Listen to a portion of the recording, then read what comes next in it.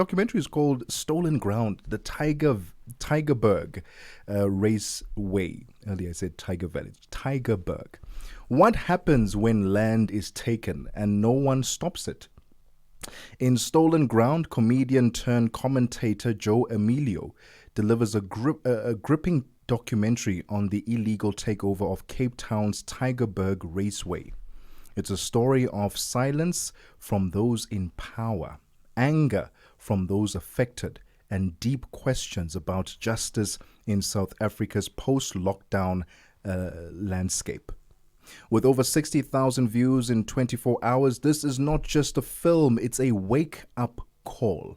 And Joe joins us now on the line to tell us more. Joe, good afternoon and welcome to The Upside. Hello.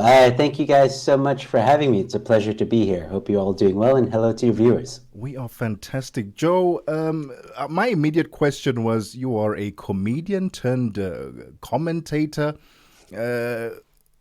What was the shift? What was the genesis of that shift? Because not a lot of comedians would be venturing into such serious topics.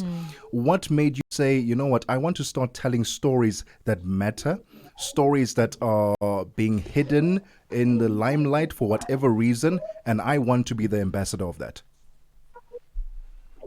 Well, it's I wouldn't say it's a long story, but the gist of it is this. I was doing stand-up comedy full-time before lockdown, and then obviously when lockdown happened, comedians didn't have much stages to perform on because everything was shut down. Yeah. And that's when I started my YouTube channel. Pretty much the first day of lockdown in South Africa. And it took me a while. I was doing interviews with various people, comedians and politicians and famous people and all that stuff. And then eventually I zeroed in on a show I like to call Newsflash, which has become my flagship show of the channel, which I've recently rebranded to Newsflash with Joe Emilio, and started commentating. But I still try and bring my comedic flair to it by adding some memes and telling some jokes satirically and stuff like that. And then the shift to the documentary, I did an episode once on land grabs in South Africa shortly after. I think it was Cyril that said, there are no land grabs happening in South Africa before the Oval Office meeting. There was a guy on X who put out a thread. His name's LP. And he screen grabbed, he went on Google Earth, he looked at specific small towns and cities, and he saw that, in 2012 or whatever, early 2000s, it was a nice small town, or it was, a growing little neighborhood or what have you. And then in 2020 or 2021 and beyond, shacks all surrounding the same area. He was basically showing that land grabs are happening. And I saw that thread and I did a video on it, and then I decided I saw there was a lot of interest. I asked my viewers if they thought maybe I should do a deep dive on this, find out what's really going on. And then I also was curious.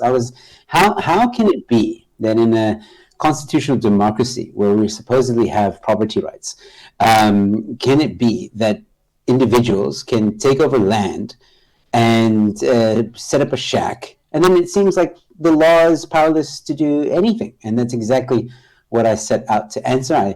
I wanted to look at three different areas, the Grabouw area, Hermanus, and the Raceway, but I decided to just focus on the Raceway because I didn't have a big budget. I had no budget at all. And the Raceway is not too far from me, so it was easy to go there and check it out, and also find the people that were involved with the Raceway at the time. Just started asking questions. I had no idea what I was going to discover. I had no idea about the Power Act. I had no idea about shack farming when I first started. And as I started asking the right questions, information just started to come out. And then I had to package it nicely so that people, the average South African or viewer for that matter, whether you live in South Africa or not, can understand it and grasp what is actually happening in South Africa. 21 minutes after 3 p.m. Central African time. We're currently in conversation with Joe Emilio. He's the man behind the documentary Stolen Ground, the Tygerberg Raceway. We'll continue the conversation right after this and ask him how he got it done with that shoestring budget. No budget at all, actually, but he managed to get something out. We'll continue the conversation right after this. Get Channel Africa on DSTV Audio Bouquet. Channel 802. Africa in Business on Channel Africa. The president of the Arab Bank for Economic Development in Africa, Badea, Dr. Sidi Ould Tah, he is vying for the presidency of the African Development Bank, the AFDB. He positions himself as a fervent defender of economic integration and structural transformation on the African continent. So I do believe that I have a 360 view of the development challenges in the continent with my experience from both the supply side and the demand side. But more importantly, my vision is to bring on board all the stakeholders and to have a holistic approach for the development of the continent and to develop partnership across the continent and outside the continent, bringing all the stakeholders together to work for one goal is to make Africa great for life and livelihood of the African population. Bringing the African markets into your home. Channel Africa, the African perspective. This is The Upside for the best African vibes. Groundbreaking content. Welcome to The Upside. Thank you so much for joining in this conversation. Very important as we continue the theme of documentary storytelling, and this one is particularly very interesting as we are in conversation with Joe Emilio, who joins us virtually. We are talking to him about, first of all, he's a comedian, come filmmaker, and he's come through with his debut documentary that he has titled Stolen Ground at the Tygerberg Raceway Story. Tebogo Lekuleni wanted to just interrogate how you were able to make this happen. But I think before we get there, perhaps let's talk about just the Tygerberg Raceway Story. A little bit about that, because that is the focal point for this documentary, Joe.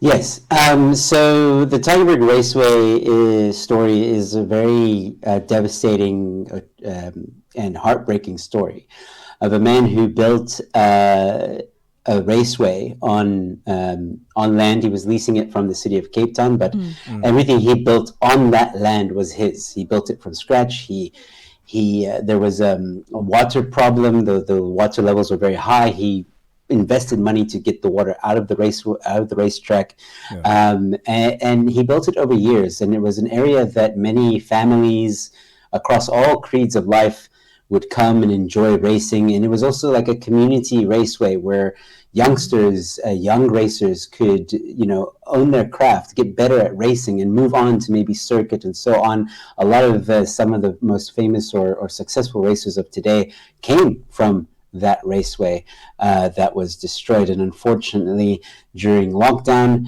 a land invasion happened. They under the guise of a protest, and they just took it over. They destroyed it within a week. Everything was gone. They burnt everything down. They leveled it to the ground, and then enter the mafiosos and all that stuff. As well as, I think, a very important part of this story is two things. One is that the city did try for, even though it was the SAPs in the city, their resources are very thin, but they did try. And the biggest problem was during COVID, there was the courts were not allowing for evictions to take place.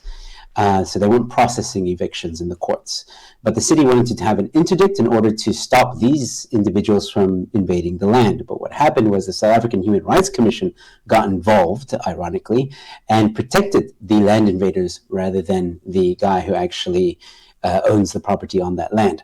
And so that's the first thing. Second thing is the PI Act, which once someone erects a shack or dwelling, or even just a piece of cloth over your head, even if it's in your backyard, and you're not there to immediately take it down, once it's set up, once it even looks like someone lives underneath that tarp or that tent, even if there's a suitcase and a makeshift bed, you're not allowed to take it down. You have to go to the courts for an eviction process. Now, in 1998, the PI Act was signed into law in order to protect individuals, namely the vulnerable, from being kicked out if they couldn't, for whatever reason, afford to pay rent anymore. It was to protect them from being kicked out immediately and left on the streets. And while that's commendable, there's a lot of holes in the PI Act, and that's where nefarious people have gotten involved and really manipulated the system and even robbed those who are on the waiting list, those that have been displaced during the apartheid era and are on the waiting list for housing. When land grabs happen in South Africa, it seems that there's a common trend, not all the time, but most of the time. Anytime that there's land earmarked for housing, there's a land grab on it. Again, not all the time, but most of the time. And then again, you're robbing those that are waiting on the waiting list for housing. Joe, what is the current on-the-ground situation at Tygerberg Raceway? What are you seeing there? Well, right now it's just shacks, and living conditions are horrible.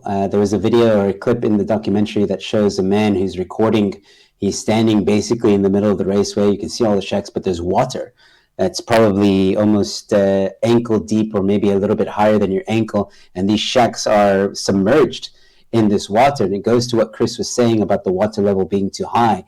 And it's horrible living conditions, really, it is. And JP Smith, the guy, one of the people I interviewed, who's the MMC for security, he mentions that, the EFF often says that a land grab is a win, and it's not, because you're condemning these people when these politicians, some of these politicians, endorse land grabs.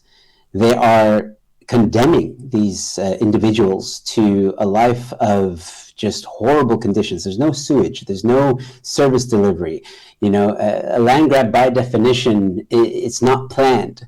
You can't, it's almost impossible afterwards to put the toilets in, to put the piping in, to put all the road infrastructure in. Once a land grab has happened, it's nearly impossible to help the people that have done it. And unfortunately, the nefarious individuals like the mafias, the shack farmers, the politicians, even some politicians, are condemning these people to a horrible, horrible situation. Yeah.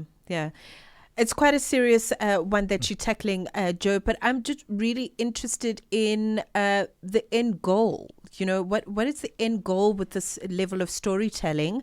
And I think also just with that interest, your interest in comedy and filmmaking, but also this tough, subject matter that you are moving through. What is the end goal for you? What would you like the end user to take with them as they check in with the story?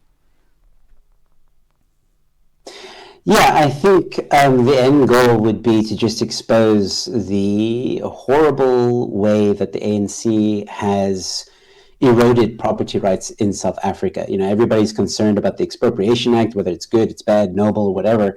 But at the end of the day, it's clear from this documentary and my research that the erosion of property rights has been happening since 1998 with this PI Act. And it puts South Africa in a very interesting situation, because the Expropriation Act says, that the government can take land without compensation or no compensation. And it gives a list of reasons as to what the conditions are for the expropriation without compensation, like under which reasons it can do that. But it also says not limited to these reasons, which is very, very alarming. And it uses terms like, in the public interest, which is very vague and can be for any reason. So the point of the documentary was, one, to tell the Tygerberg Raceway story, because that seems to be anytime someone talks about land grabs, you often see a meme of Tygerberg Raceway 2020 and then 2021. They show it's like before the invasion, then after the invasion. So it's quite a popular one on social media. They use that to show land invasions. I wanted to see, is it really a land invasion? What happened there? And that's exactly what I found out. So I wanted to tell the story of the raceway. That was the first point. And then through finding out everything that I found out, I thought, okay, well, the world needs to know about this. I just want the world to know about it. Joe, thank you so much for your time this afternoon. And obviously, people can check out this documentary on your YouTube platform, News Flash with Joe Emilio. The title is called Stolen Ground, the Tygerberg Raceway. The story who's really behind the land grabs in South Africa. Joe, thank you so much for your time. It's 31 minutes after 3 p.m. Central African time. Let's head on over now to Figile Lingwati for the final sports bulletin this afternoon on The Upside.